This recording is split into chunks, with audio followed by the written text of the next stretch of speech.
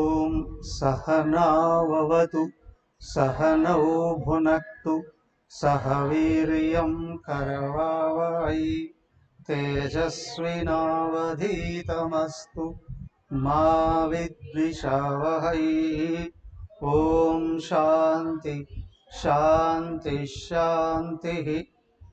ఓం గురుర్బ్రహ్మా గురుర్విష్ణుః గురుర్దేవో మహేశ్వరః గురురేవ పరం బ్రహ్మ తస్మై శ్రీ గురవే నమః. ఓం ప్రపన్నపారిజాతాయ స్తోత్రవేత్రైకపాణయే జ్ఞానముద్రాయ కృష్ణాయ గీతామృతదుహే నమః. సచ్చిదానందరూపాయ విశ్వోత్పత్యాదిహేతవే తాపత్రయ వినాశాయ శ్రీకృష్ణాయ వయం నమః.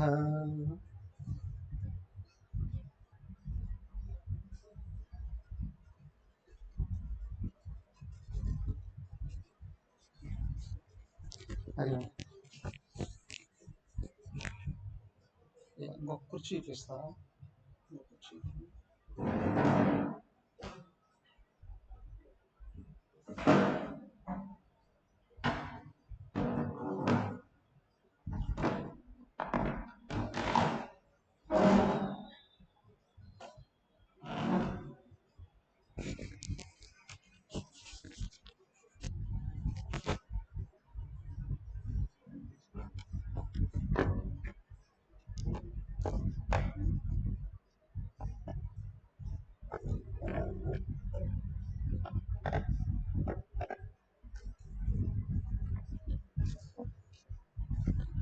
షష్టమ స్కందం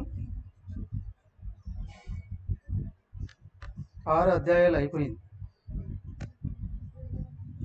కదా.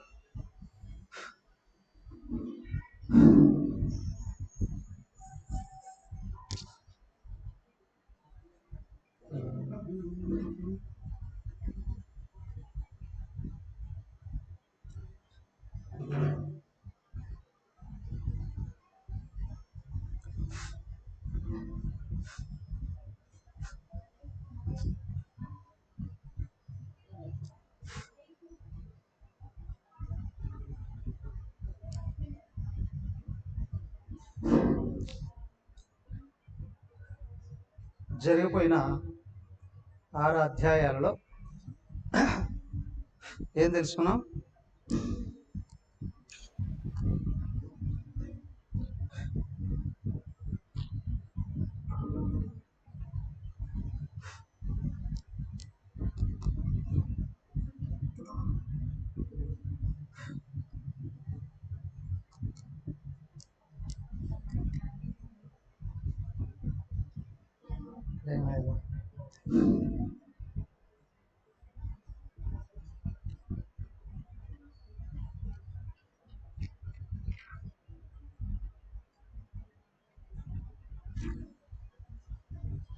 దక్ష ప్రజాపతి ఆయనకు సంబంధించిన వాళ్ళ పిల్లలు ఎంతమంది, ఆయన చేసిన యజ్ఞం ఏంటి,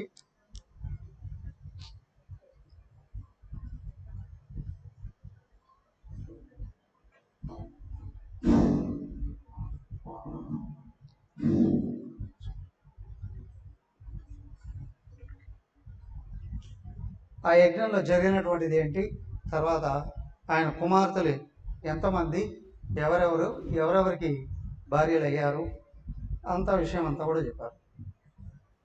అయిన తర్వాత ఇప్పుడు ఏంటి అని అంటే ఇదంతా జరిగిపోయేటప్పటికి ఎప్పటికప్పుడు మనిషిలో ఏదైనా కొన్ని కళలు కానీ వచ్చాయి అని అంటే సంపద పెరిగిన, జ్ఞానం పెరిగిన, ఇతర కళలు పెరిగిన, అధికారం వచ్చిన అహంకారం వచ్చేస్తుంది. ఈ అహంకారం ఏం చేస్తుందయ్యా అంటే ఎక్కడెక్కడ నువ్వు ఏ వ్యవహరించినా ఓకే, కానీ నువ్వు గురువుల దగ్గరకు వచ్చే కానీ నీ అహంకారాన్ని చూపించావు అంటే ఉన్నాడన్నీ కోల్పోతావు, అన్నీ కోల్పోతావు. ఎందుకు అని అంటే గురువు ఆత్మీయ అయి ఉంటాడు, వేరు కాదు. ఇప్పుడు అజ్ఞానం పోయి జ్ఞానం వస్తేనే గురువు అయ్యాడు. ఎవరో గురువు? అందరిలో ఉన్న అంతరాత్మే ఆయన ఎందుకు వ్యతిరేకత ఎక్కడైతే కలిగిందో ఆ శక్తి వితడు రాయిపోతాడు, జ్ఞానం మరుగుపడిపోతాడు. ఇప్పుడు వ్యక్తి ఏమైపోతాడు? జ్ఞానం రాకముందు ఎట్లా ఉంటాడో అంతకంటే భయంకరంగా అయిపోతాడు. ఏమీ లేనప్పుడు ఓకే, అన్నీ వచ్చి పోయాయంటే ఎక్కువ బాధ కదా. ఏమి లేనివాడికి పెద్ద బాధే ఉండదు, అన్నీ వచ్చిపోయాయి అంటే బాధ కలుగుతుంది కదా. విషయం ఏంటంటే బయట వెళ్ళిపోవడమే కాదు, లోపల శాంతి, జ్ఞానము, సద్గుణాలు ఇవన్నీ ఎగిరిపోయి లోపల కుంపటి పెట్టినట్టు అయిపోతుంది. లోపల కుంపటి అంటే పొయ్యి మంట పెట్టినట్టు అయిపోతుంది లోపల. అంటే అంత అలజడి లేసిపోతుంది, ఏమీ చేయలేడు. ఒకవేళ ఏదైనా చేసినా చెడిపోతాయి, అన్నీ ఫలాలన్నీ తిరగబడతాయి. అలాగే దేవతలకు కూడా ఆ ఇది కలుగుతుంది. మరి రాక్షసులు కలగదా? అది కలిగిన వాడే, ఎప్పుడు ఆ దాంట్లో ఉన్నవాడే. నిరంతరం వ్యతిరేక భావాలలో ఉన్నవాడే రాక్షసులు అంటారు. మంచి భావాలలో వెళుతూ ఉంటే దేవతలు అంటారు. అప్పుడప్పుడు దేవతలకు కూడా ఈ అహంకారం వస్తుంది. వాళ్ళు పడేటువంటి బాధలు అన్నీ ఇన్ని కావు. అధికారం లేని కూడా కథవే. కానీ ఇప్పుడు చూడండి, మనం చూస్తున్నాం మన రాష్ట్రంలోనే ఎవరెవరు ఎప్పుడప్పుడు అధికారంలోకి వచ్చారు, అధికారంలోకి వస్తే మొదట ఏం చేశారు, తర్వాత ఏం చేశారు, ఆ తర్వాత ఏమైపోయింది వాళ్ళ పరిస్థితి, ఇవన్నీ కలిపి అందరి విషయం అంతా అలాగే తెలుస్తూ దానికి దేవతలకు కలిగినటువంటి కష్టం కూడా ఏమిటయ్యా అంటే ఏదో ఇక్కడ నుంచి చెప్తున్నా చూడండి. 7వ అధ్యాయం. బృహస్పతి దేవతలను పరిత్యజించుట.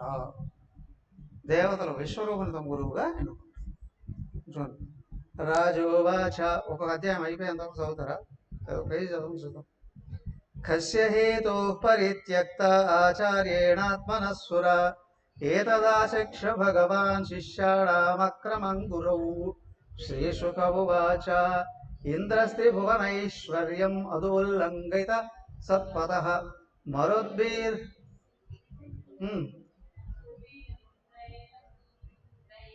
మరుద్భిర్వసుభిర్ రుద్రైః ఆదిత్యైర్రుభిర్నృప విశ్వే దేవైశ్చ సాధ్యైశ్చ నాసత్యాభ్యాం పరిశ్రుతః సిద్ధచారణ గంధర్వైర్మునిభిర్బ్రహ్మవాదిభిః.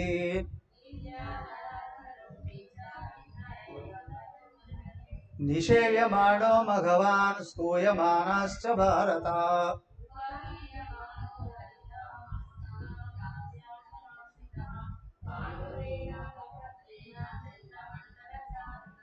యుక్తచాన్యై పారమేష్టై చామరవ్యజనాదిభిః విరాజమానః పౌలోమ్యా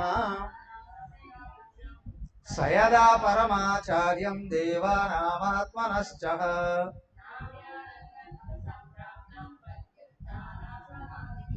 వాచస్పతిం మునివరం సురాసుర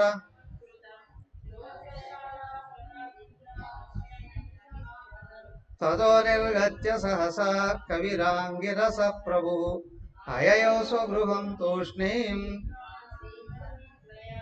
తరిహేవ ప్రతిబుద్ధేంద్రో గురుహేళనమాత్మన గర్హయామాస సదసి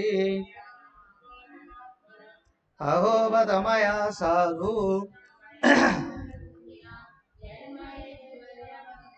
గురు సదసి కాకృవ కోరుద్యేత్ పండితో లక్ష్మీం యయాహమాసురం భావం నీతోద్య విబుధేశ్వర ఏ పారమేష్ట్యం దిశణం అధి ప్రత్యుత్తిష్టేదిభిర్భూయద్ధర్మం తేన. ఏమైంది అని అంటే పరీక్ష మహారాజు అడుగుతున్నాడు, అయ్యా బృహస్పతి దేవతలకు శ్రేయోభిలాషి, దేవతలకు గురువు, ఆయన దేవతల్ని ఎందుకు వదిలేశాడు? కారణం ఏంటి? ఏదో జరిగి ఉండాలిగా. వాస్తవానికి గురువులు ఏమీ కోరుకోరు. ఏమైనా దేహ ప్రారంభాన్ని బట్టి దాని అవసరాలు తీరిపోతుంటాయి. విచిత్రం, ఈ దేహం పుట్టినప్పటి నుండి పోయేంత వరకు కూడా ప్రతి జీవికి ప్రారంధాన్ని రాసిపెట్టున్నాడు భగవంతుడు. అది తప్పనిసరిగా దానికి కావాల్సింది అంతుంది. ఏ శ్మశానంలోకి వెళ్ళి మట్లే కలిసిపోయేంత వరకు అనుభవించాల్సిందంతా రాసిపెట్టేసి ఉంటుంది ప్రతి జీవికి. మరి అది తెలియనప్పుడు రకరకాల పాటలు పాడడం అనేటి కూడా జరుగుతుంది. మరి అవి తెలిసినటువంటి జ్ఞానికి బాధ ఏంటి? జరగాల్సింది జరిగిపోతుంది, ప్రకృతి చూసుకుంటుందండి. కానీ గురువులు ఎందుకుంటారు? శిష్యులైనటువంటి వాళ్ళకందరికీ ఏ ఏ సమయాలలో ఏమేమి చేస్తే చెడు జరుగుతుంది, ఏం చేస్తే మంచి జరుగుతుంది చెప్పి మంచి వైపు మళ్ళించడానికి. వింటే చెప్తారా? వెనకంటే చెప్తారా? వినకపోతే గురువెవడు శిష్యుడు? వింటే కదా గురు శిష్యులు. వినలేదు అని అనుకోండి, మీ పనులు మీరు చూసుకోండి, మా పనులు మీరు చూసుకుంటాం అంటే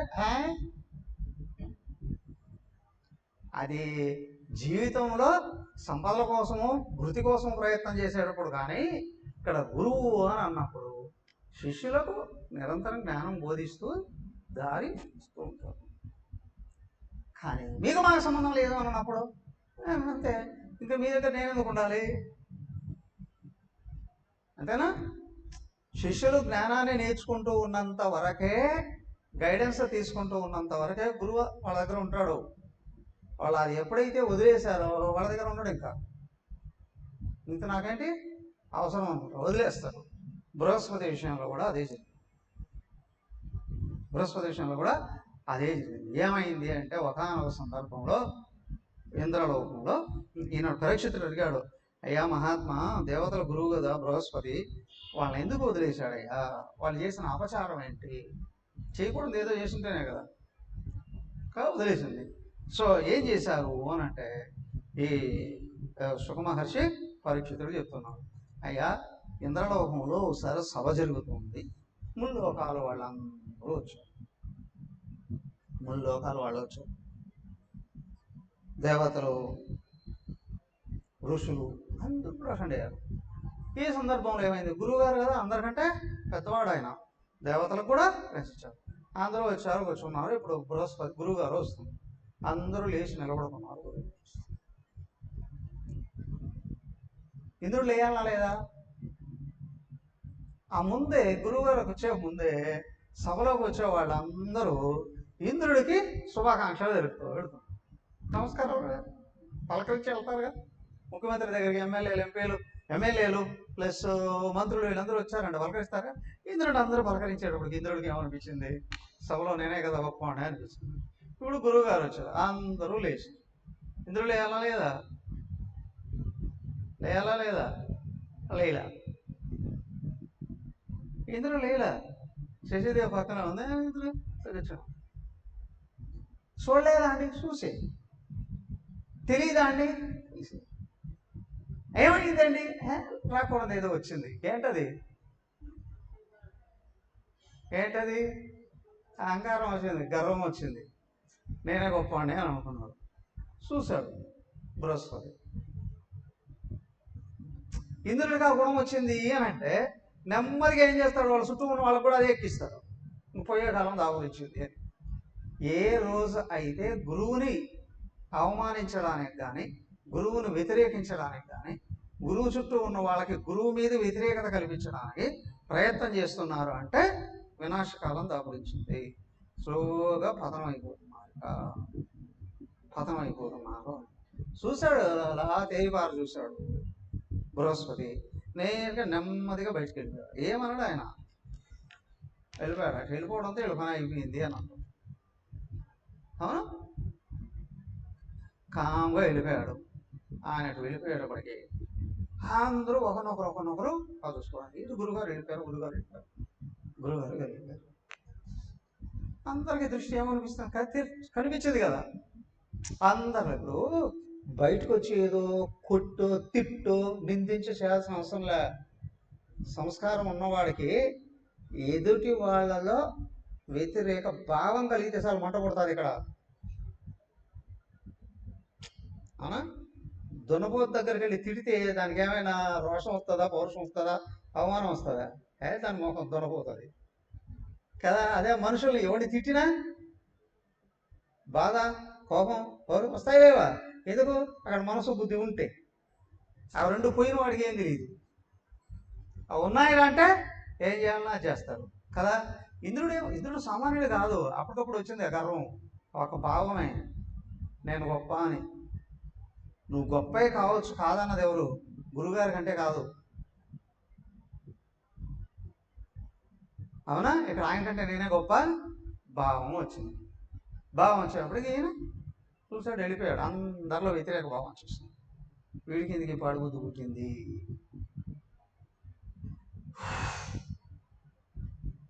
లోపల మంట పుట్టింది. అందరూ వ్యతిరేకమైన ఆ చూసే చూపుల్లో తెలుస్తుందా లేదా సంస్కారం ఉంటే? లోపల తాపం పుట్టింది ఇంద్రుడికి. తాపం పుట్టింది. తను నిందించుకున్నాడు.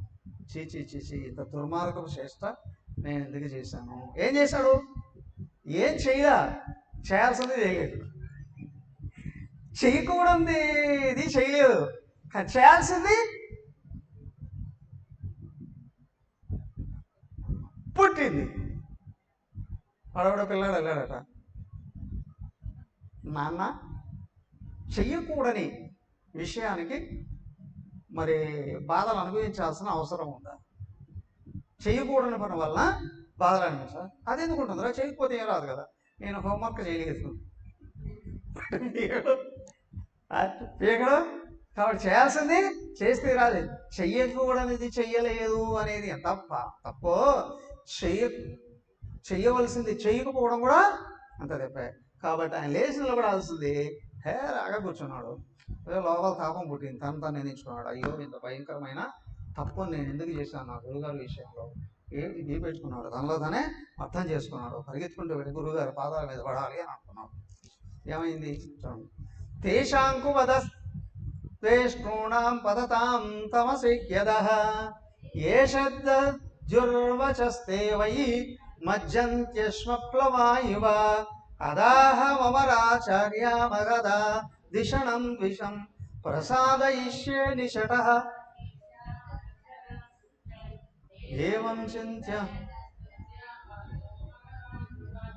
బృహస్పతిర్గతో దృష్ట్వాం గతిమధ్యాత్మమాయయా గురోర్నాధిగతః సంజ్ఞాం పరీక్షన్ భగవాన్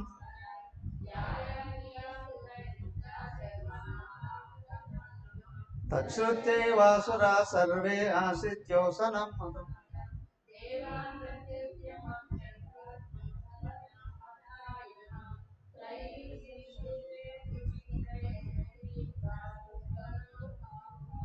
బ్రహ్మాణం శరణం జగ్మో సహేంద్ర నతకందర తాం సదాభ్యర్థితాం వీక్ష భగవానాత్మభూరజః బ్రహ్మోవాచ హ్యభద్రం వక్రతం మహతో బ్రహ్మిష్టం బ్రాహ్మణం దాంతం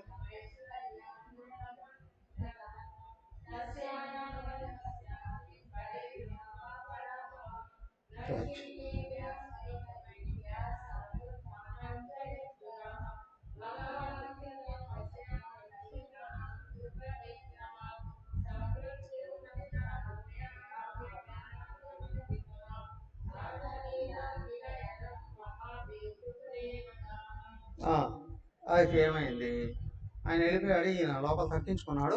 పరిగెత్తుకుంటూ బృహస్పతి ఉన్న ప్రదేశానికి వెళ్ళాడు. లేడు, అక్కడికి వెళ్ళేటప్పుడు ఆయన అప్పుడే ఏమయ్యాడు, చూసుకున్నాడు. ఇంకా నేను ఉండాల్సిన ప్రదేశం కాదు అనుకున్నాను, ఇది నేను ఉండాల్సిన ప్రదేశం కాదు, నేను ఎక్కడి నుంచి వెళ్ళిపోవాలి అనుకున్నాడు. ఏం చేశాడు, ఆయన మనసును అంతర్ముఖం చేసి అక్కడి నుంచి మాయమైపోయాడు. ఎవరో బృహస్పతి. ఇంద్రుడు పరిగెత్తుకుంటూ వచ్చాడు, చూశాడు, లేదు. అంతా వెతికిచ్చాడు, స్వర్గలోకం అంతా వెతికిచ్చాడు, కనిపించలేదు. ఏం చేయాలి ఇప్పుడు? దానికే భౌతిక వ్యవహారాలలో ఉన్నంత వరకు మనకు విషయాలు కనిపిస్తూనే ఉంటాయి, అవునా? శివరాశులు కనిపిస్తూనే ఉంటాయి. వీటన్నింటిలో కూడా ఎప్పుడు నేను ఇది, మీరు అది అనేటువంటి విషయం వేరు వేరు భావాలు కలుగుతూనే ఉంటాయి, అవునా? కలుగుతూ ఉంటాయి. కాబట్టి ప్రతి ఒక్కడు ఏమనుకుంటాడు, నాకు అనుకూలంగా నేను చేయాలి, నాకు అనుకూలంగా అందరూ కూడా నడుచుకోవాలి అని అందరూ అదే అనుకుంటారు. ఇప్పుడు ఎవరికి అనుకూలంగా ఎవరు నడుచుకోవాలి?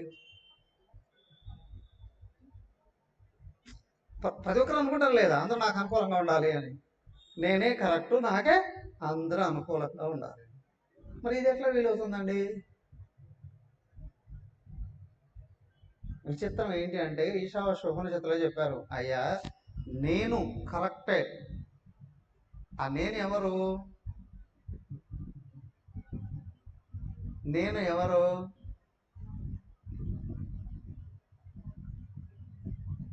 నేను దేహమా, నేను ఇంద్రియాలా, నేను ప్రాణాలా, నేను మనస్సా, నేను బుద్ధ, నేను సంస్కారాలా? కాదు, వాటికి అన్నిటిగా ఉన్న ఆత్మ నేను. ఈ నేనుకు ఇవన్నీ అనుకూలంగా ఉండాలి, అవునా? ఇక్కడున్న నేను అక్కడున్న నేను వేరు వేరా? వేరా? నేను ఒకటే, నేను ఒక్కడే కదా. ఇప్పుడు అన్ని శరీర మనోబుద్ధులు ఎవరికి అనుకూలంగా ఉండాలి? ఈ నేనుకే అనుకూలంగా ఉండాలి. అర్థమైందా?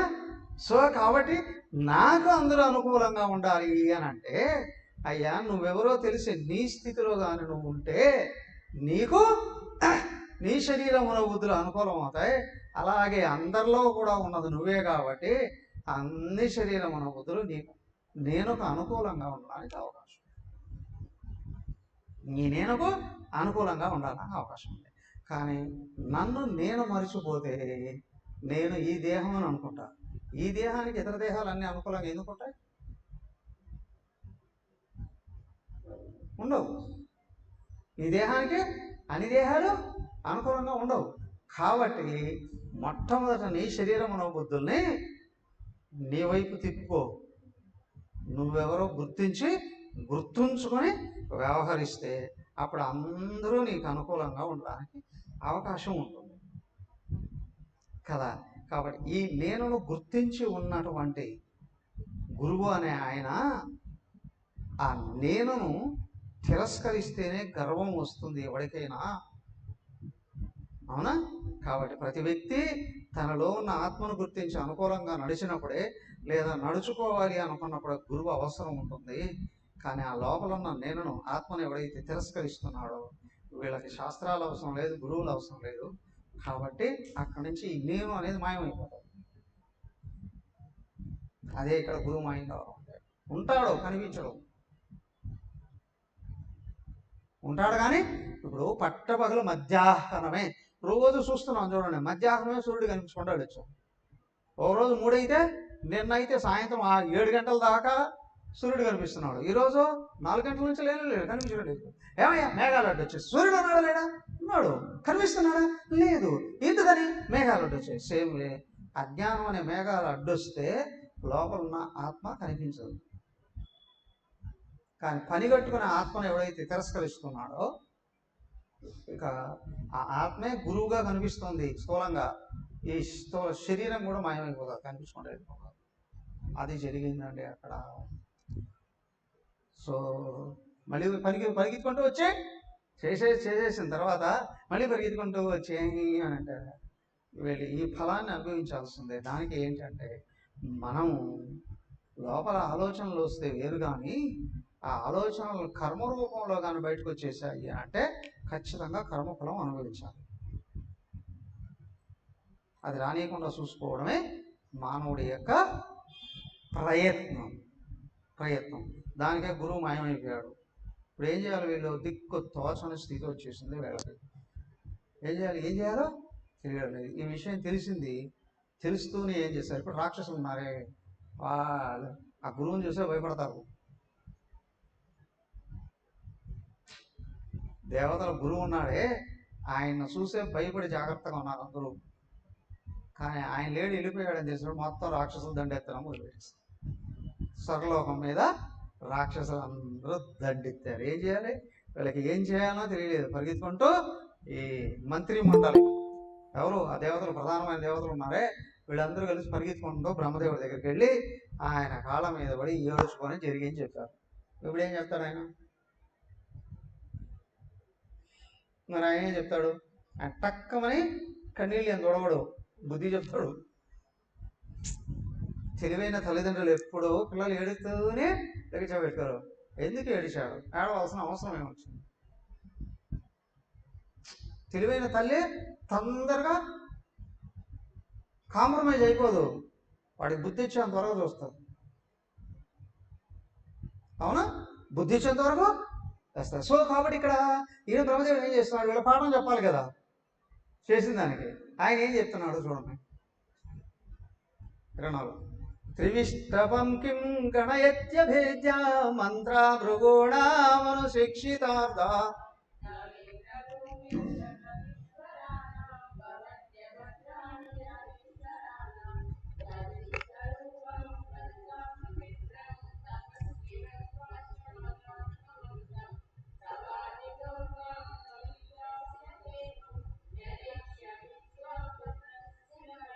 శేషుక ఉవాచ తయేవ ముదితా రాజన్ బ్రహ్మణా విగతజ్వర ఋషిం త్వాష్ట్రముపామురజ్య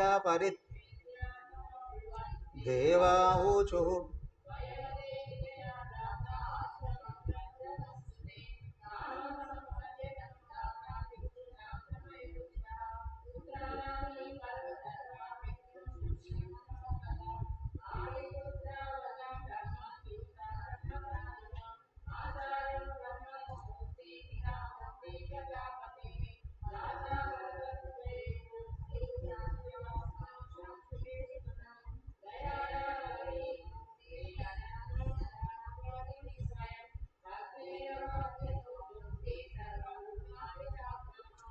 తస్మాత్ పితॄణామార్థానామార్తిం పరాపరాభవం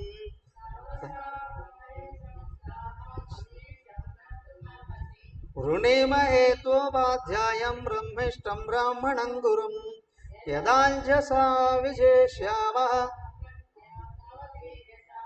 సగర్ హద్దేశో యవిష్టాంగ్ర్యభివాదనన్ చందోభ్యో అన్యత్ర న బ్రహ్మన్వయో జ్యేష్ఠస్య కారణం. ఏమైందయ్యా? వీళ్ళందరూ కలిసి బ్రహ్మదేవుడి దగ్గరికి వెళ్ళినప్పుడు బ్రహ్మదేవుడు కూడా చెప్తున్నాడు, అయ్యా మీరు చేయకూడదు చేసేశారు. ఆయన అలిగాడు, ఆయన వెళ్ళిపోయాడు, ఇంకా రాడు ఆయన. ఇప్పుడిప్పుడే ఇంకా రాడు. ఏం చేయాలి ఇప్పుడు? పిల్లాడు గొడవ చేస్తున్నాడట, ఎంత చెప్పినా వినట్లే. తల్లి అంటుంది, రే నువ్వు కానీ గొడవ మానకపోతే నేను అమ్మమ్మ వాళ్ళ ఇంటికి వెళ్ళిపోతాను. పోతే పో అన్నాడు. నేను పోతే నీకు ఫుడ్ ఎవరు పెడతారా? వాడికి కావాల్సినవన్నీ ఫ్రిడ్జ్లో ఉన్నాయి, చిరుతిళ్ళు అవన్నీ ఫ్రిడ్జ్లో ఉన్నాయిగా తీసుకొని తింటా. ఫ్రిడ్జ్లో ఎవరు పెట్టారు? ఇది కావాల్సినవి తీసుకొచ్చి పెట్టింది ఎవరు? తల్లి. వాడికి అది గుర్తులేదు కదా. అడేం చేయాలి? అయ్యా చెప్పిన మాట వింటేనే సరే, లేకపోతే కష్టాలు పడాల్సిన అవసరం వస్తుంది. ఆయన అలిగి వెళ్ళిపోయాడు, తొందరగా రాడు ఇప్పుడు ఆయన, కాబట్టి మీరు ఇంకెవరినైనా చూసుకోండి అన్నాడు. అయితే ఎవరు చూసుకోవాలి? అదే ఆయనే చెప్తున్నాడు. త్వష్ట అనే ఒక ఆయన ఉన్నాడు, ఒక ఋషి త్వష్ట. ఆయనకు ఒక కుమారుడు ఉన్నాడు, విశ్వరూపుడు.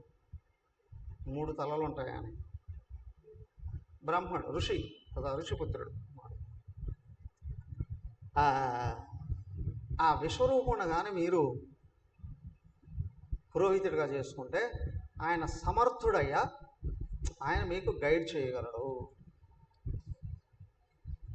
అయితే మీరు వెళ్ళి ఆయన్ని రిక్వెస్ట్ చేసుకోవాలి. ఆయనకైతే అసలు ఇష్టం లేదు, కానీ మీరు వేడుకొని అనుకూలంగా మలచుకోవాలి. ఆయన ఒప్పించుకొని తీసుకొచ్చుకోగలగాలి. సో కాబట్టి ఆయన పోయి అడుగుపోండి. పరిగెత్తుకుంటూ వెళ్ళారు. వెళ్ళి ఆయన దగ్గరికి వెళ్ళి, విశ్వరూపుడి దగ్గరికి వెళ్ళి, తపస్వి చిన్నవాడు ఋషి, బ్రహ్మచర్య దీక్షలో ఉన్నటువంటి ఋషి, ఆయన దగ్గరికి వెళ్ళి వీళ్ళు స్తుతించారు. దేవతలు కదా, దేవతలే వచ్చి వేడుకుంటే, ముఖ్యమంత్రి వచ్చి బ్రతిమాలుకుంటే అవునా ఎవడైనా మాట వింటాడా వినడా కదా. కాబట్టి ఇక్కడ ఏంటి అని అంటే, ఆ దేవతలందరూ వచ్చి వేడుకునేటప్పటికి ఏమయ్యా ఏం కావాలి అంటే, అయ్యా నువ్వు మాకు గురువుగా పురోహితుడిగా ఆయన అన్నాడు. ఈ పౌరోహిత్యం గురించి చాలా కఠినంగా చెప్పేస్తాడు ఆయన. బ్రహ్మచర్య నిష్టలో ఉన్నవాడు ఎవడూ కూడా ఈ వృత్తిని స్వీకరించడు, పురోహితుడుగా ఉండడు. పురోహితుడు అంటే ఒట్టి ఇంట్లో పూజలు చేసుకునేవాడని కాదు. మీరు చెప్తూ ఉన్నటువంటి పని ఏదైతే ఉందో అది చెయ్యడయ్యా. అవునా? ఎందుకు? బృహస్పతి ఆయనగా ఉంటే వీళ్ళకందరికీ భయం ఉండేది కదా. ఆయన దిగొచ్చి వీళ్ళ కోసం మంచి చేద్దామని అనుకుంటే వీళ్ళకు తలకెక్కింది, అవమానించడానికి ప్రయత్నం చేశారు. అదేనా? మహాత్ములు ఋషులు ఏమీ తెలియని వాడిలాగా, చేతకాని వాళ్ళలాగానే అనిపిస్తారు. ఎందుకు? వాళ్ళ ప్రపంచం అంతటి గురించి బాగా తెలిసే దాన్ని పక్కన పెట్టి కామ్గా ఉంటారు. జ్ఞానం పెరిగే కొద్దీ వ్యక్తిలో నిరాడంబరత వస్తుంది. నిరాడంబరత ఏం తెలియని వాడు, పూర్తి అజ్ఞాని పూర్తి జ్ఞాని ఒకే రకంగా కనిపిస్తారు పైకి. వాడు సముద్రానికి ఇటంచులో ఉన్నాడు, ఆయన అటంచులో ఉన్నాడు. అన్నీ తెలిసి తోసి పారేసి కామ్గా తెలియని వాళ్ళలాగానే ఉంటాడు మహాత్ముడు. అమ్మగారిని చూసారా మీరు ఎవరన్నా? మాతాజీని ఎంత నిరాడంబరంగా ఉండేవారు. కాటన్ డ్రెస్ వేసుకున్నాను. ఆ అమ్మగారు అమెరికాకి వెళితే ఉన్న రూమ్ నుండి యజ్ఞశాలకి హెలికాప్టర్లో వెళ్ళేవారు. ఆ హెలికాప్టర్ ఎక్కితేనే కారు వచ్చాయి. హెలికాప్టర్ ఆనుకుని కారు పెడితే దాని స్టెప్స్ మీద నుండి కారులో దిగి కారు నుంచి వెళ్ళిపోయి డయాస్ దగ్గరే కారు వెళ్తే డయాస్ మీదకి అట్లా కేసు. కానీ అదే ఆశ్రమాల్లో అమ్మ ఎంత నిరాడంబరంగా. అవునా? అక్కడ అది పాటించాలి, ఇక్కడ ఇది సహజం. ఇది సహజం. కావాలి అనుకుంటే అన్నీ వస్తాయి. ఇదే నేర్పించాలి అని అనుకున్నారు, అలాగే జీవించేకుంటాం. అలా అనే వాళ్ళని చూస్తే ఏముందయ్యా వాళ్ళకంటే ఏముంది, ఏమీ లేదని అనిపిస్తుంది. కానీ అన్నిటికీ పైన కూర్చోన్నాం. ప్రకృతే వాళ్ళు చెప్పినట్టు వింటుందండి, ప్రకృతి యావత్తు వింటుందండి వాళ్ళు చెప్పినట్టు. గురుదేవుడు అనేవాడు, నాలో ఒక సంకల్పం వస్తే సర్వదేవతలతో పాటు త్రిమూర్తులు కూడా లైన్లో నిలబడతారు అనేవాడు ఆయన. నేను చెప్తే చేయడానికి సర్వగ్రహాలు ఆయన చెప్పినట్టు వింటాయండి అని. ఎవరు ఆయనల్లా. ఆ తర్వాత గణాంక శాస్త్రజ్ఞులు అందరూ అన్నారు, గ్రహాలన్నీ ఆయన చెప్పినట్టు వింటున్నాయ్యా. అవునా? వస్తాయి, కానీ నిరాడంబరంగా సామాన్యంలాగా ఉంటుంది. అందుకే ఈయన కూడా ఋషి. ఆయన అన్నాడా, బుద్ధున్నోడు ఎవడు ఈ పౌరోహిత్యం పట్టుకోకపోయా, మీకోసం నేను చేయకుండా చేయాలా? లేదు, కాళ్ళు పట్టుకున్నారు. సరే, మీరు దేవతలుగా ఉన్నారు, లోకానికి మంచి చేసే బాధ్యతల్లో ఉన్నారు, కాబట్టి మీకు మంచి జరగడం కొరకు నేను ఈ బాధ్యత ఒప్పుకుంటున్నాను, వస్తున్నాను. అయితే నేను చెప్పినట్టు వింటేనే, అవునా? నేను చెప్పినట్టు మీరు వింటాము అని అంటేనే వస్తాము. ఓకే, వింటామండి అని తీసుకొచ్చుకున్నారు. ఆయన మంత్రిగా పెట్టుకున్నాం. ఆయన పురోహితుడు, మంత్రి. ఏమైంది చూడండి. ఋషిర్వాచ అభ్యర్థిత సురగణై పౌరోహిత్యే మహాతప సవిశ్వరూపాస్థానా ప్రహసంశ్లేక్ష్ణయా గిరా. ధర్మశీలై బ్రహ్మన్ వచౌపవ్యయం లోకేశైరవియాచితం ప్రత్యాఖ్యాస్యతి తచ్చిష్యః.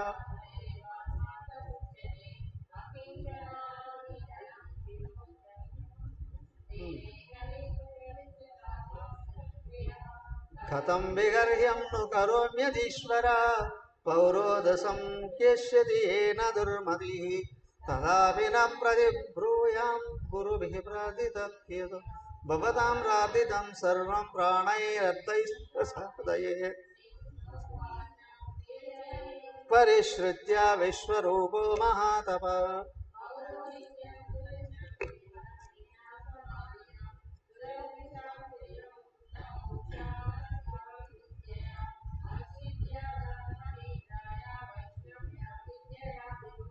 యయా గుప్తః సహస్రాక్షో జిజ్ఞే సురచముర్విభుః తాం ప్రాహ సమహేంద్రాయ విశ్వరూప ఉదారధీః.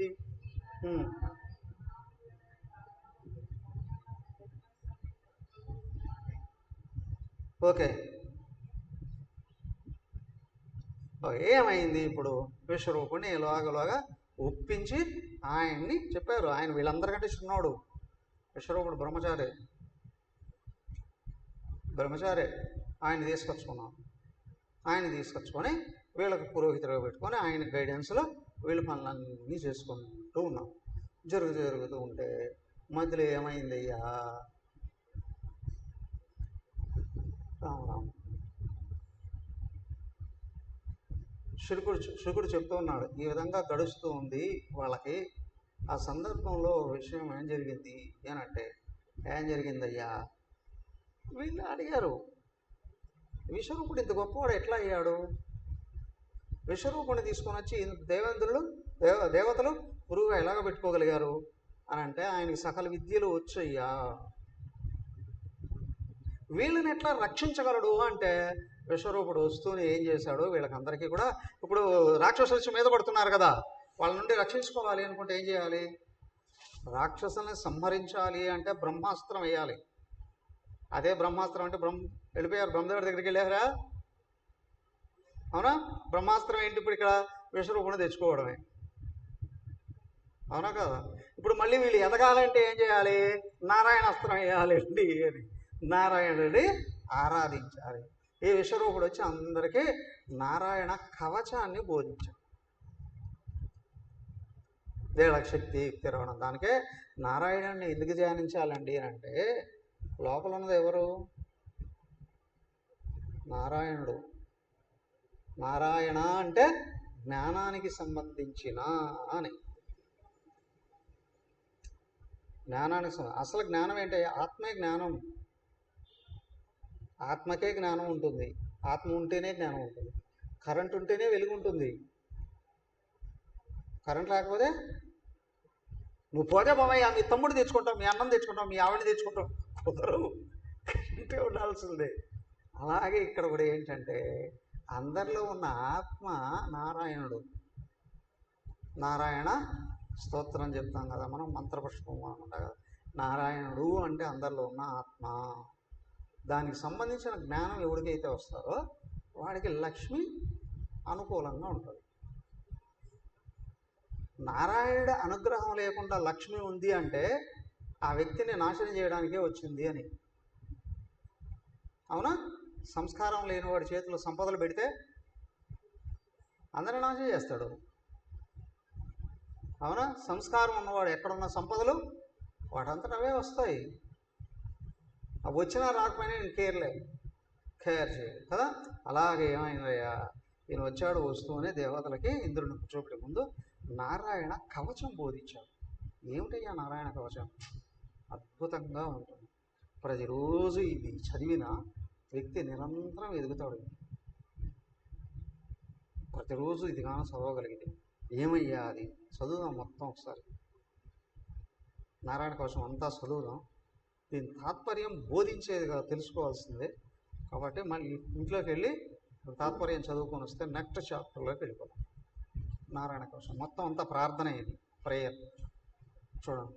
రాజోవాచ యయా గుప్త సహస్రాక్ష सवाहन् रिपुसैनिकान् क्रीडन्यव विनिर्जित्य त्रिलोक्याबुभुजे श्रियं भगवन्तन्महाख्याहि वर्मनारायणात्मकं यदा ततायिनः शत्रु येन गुप्तो जयन्मृधि श्रीशुक उवाच पुरतः पुरोहितस्त्वष्ट्रो महेन्द्रायानुपृच्छते नारायणाख्यं वर्माः तदिहैकमनाशृणु विश्वरूप उवाच दौताङ्घ्रिपाणिराचम्य सपवित्र उदन्मुखः कृतस्वाङ्गकरन्यासो मन्त्राभ्यां नाभ्यदशुचिः नारायणमयं वर्मा सन्नक्ये द्वयागते पादयोर्जानुनोरुर्वोरुदरे यदो पुरसि शानुपूर्व्यादोङ्कारादीनि विन्यसेत्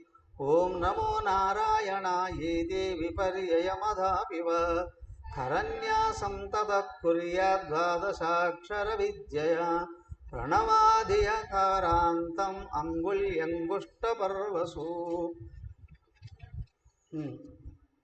निषेधृदय ओंकार विकारमनुमूर्धनि शकारं ब्रुवोन्मध्ये णकारं शिखया दिशेत् वेकारं नेत्रयोर्युञ्जन्नकारं सर्वसन्धिषु मकारमस्त्रमुद्दिश्य मन्त्रमूर्तिर् सविसर्गं षडं तं तत्सर्वदिक्षु विनिर्दिशेत् ॐ विष्णवे नमः इति आत्मानं परमं ध्यायेत् ध्येयं षट्शक्तिरुद् विद्यातेजस्तपो मूर्तिमिमं मन्त्रमुदाहरेत् ॐ हरिर्विदध्यान् मम सर्वरक्षां न्यस्ताङ्घ्रिपद्मः पतङ्घ्रिपृष्ठे दरारिचर्मासि दगजे पाशां दधानोऽष्टगुणोऽष्टबाहु जलेषु मां रक्षतु मत्स्यमूर्तिः यदो गणेभ्यो वरुणस्य पाशात्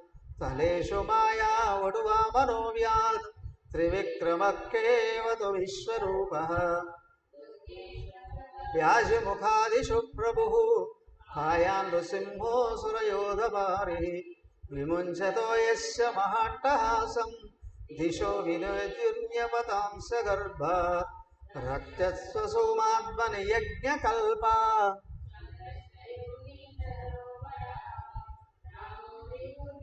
श्वदविप्रवासे स लक्ष्मणो व्याद्भरताग्रजोऽस्मान् मामोग्रधर्मादखिलात् प्रमादात् नारायणः पातु नरश्च दत्तस्वयोगादयोगनादा पायात् गुणेश कपिल सनत्कुमारोऽवतु कामः हयर्षिषा मां पतिदेवहेळनात्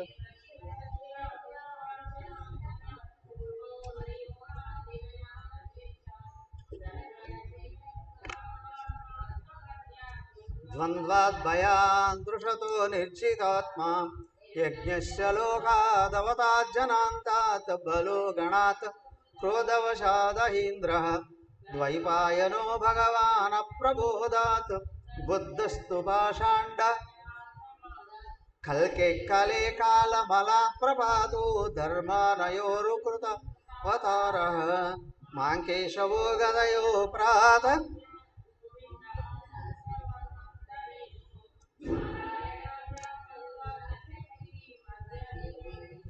इंद्रपाणे देवोपराहणे मधुग्रदन्वा सायं त्रिधामावतु माधवो मां दोषे ऋषिकेश उदार्तरात्रे निशीदयेको वधु पद्मनाभः श्रीवत्सधामा पररात्र ईशा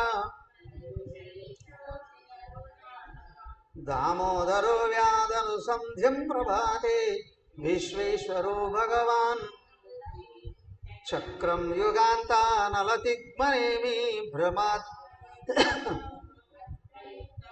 दन्दग्निदग्धव सैन्यमाशु कक्षं यदा वातसको हुताशः गदेश निस्पर्शन विस्फुलिंगे निष्पिंड्यजित प्रियासे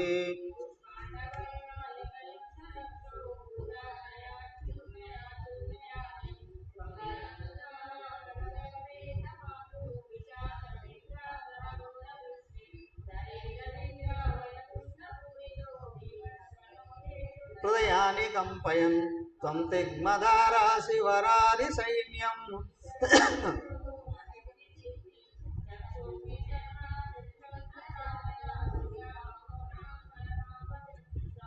ఎన్నో భయం గ్రహేభ్యో భూత్కేతుభ్యో నృభ్య ఏవ చ సరీసృపేభ్యో దుంష్ట్రిభ్యో భూతేభ్యో హోభ్య వా. సర్వే నీతాని భగవన్నామ రూపాస్త్ర కీర్తనాద్ ప్రయాంతు సంశయం సద్యో ఏన శ్రేయప్రదీపః. గరుడో భగవాన్ స్తోత్రాస్త్రోభ చంద రక్షత్వశేషకృచ్ఛ్రేభ్యో విక్ష్సేన స్వనామభిః. సర్వపద్యో హరేర్నామ రూపయానాయుధానినః. బుద్ధీంద్రియమన ప్రాణాత్ పాంతు పర్షదభూషణః.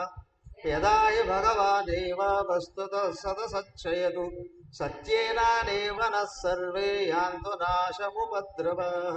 యదైకాత్మానుభావానాం వికల్పరహితः స్వయం భూషణాయుధలింగాభ్యాం తేనైవ సత్యమానేన సర్వజ్ఞో భగవాన్ హరిః. హాతు సర్వైస్వరూపైర్నః విదుక్షు దిక్షు ద్విమదః సమంత అంతర్బహిర్భగవాన్ నారసింహ. ప్రహ్లాపయల్లోక భయం స్వనేనా త్వజేషసాగ్రస్త సమస్త తేజస. మఘవన్నిదమాఖ్యాతం వర్మ నారాయణాత్మకం విశేష్యస్యంజసా యేన దంశితో సురయోధపాన్న.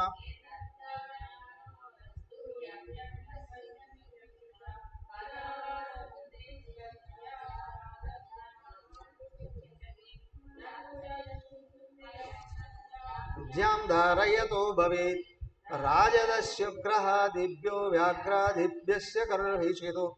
ఇమాం విద్యాం పురా కశ్చిత్ కౌశికో ధారయన్ ద్విజః. యోగధారణయా స్వాంగం జహో సమరుదధ్వనిః.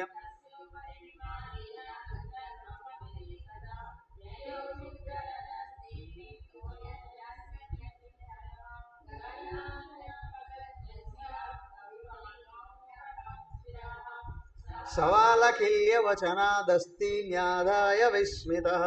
ప్రాచ్య ప్రాచీ సరస్వత్యాం స్నాత్వా ధామ. శ్రీశుక ఉవాచ యైదం శృణుయాత్ కాలే యోధారయతి చాద్రుతః. తం నమస్యంతి భూతాని ముచ్యతే సర్వతో భయాత్.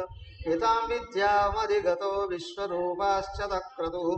త్రైలోక్యలక్ష్మీం బుభుజే వినిర్జిత్య మృదే సురాన్. ఇది శ్రీమద్భాగవతే మహాపురాణే పారమహంస్యాం సంహితాయాం షష్ఠస్కంధే అష్టమోऽధ్యాయः.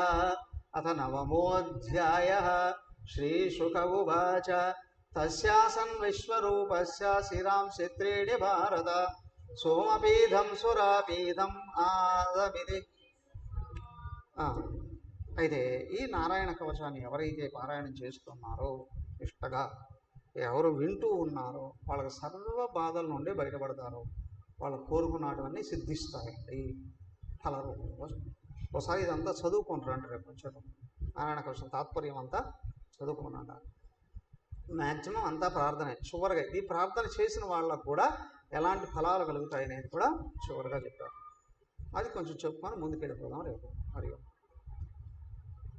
ఓం సర్వే భవంతు సుఖినః సర్వే సంతు నిరామయాః సర్వే భద్రాణి పశ్యంతు మా కశ్చిత్ దుఃఖభాగ్ భవేత్. ఓం శాంతి శాంతి శాంతి. హరి ఓం శ్రీ గురుభ్యో నమః. హరి ఓం.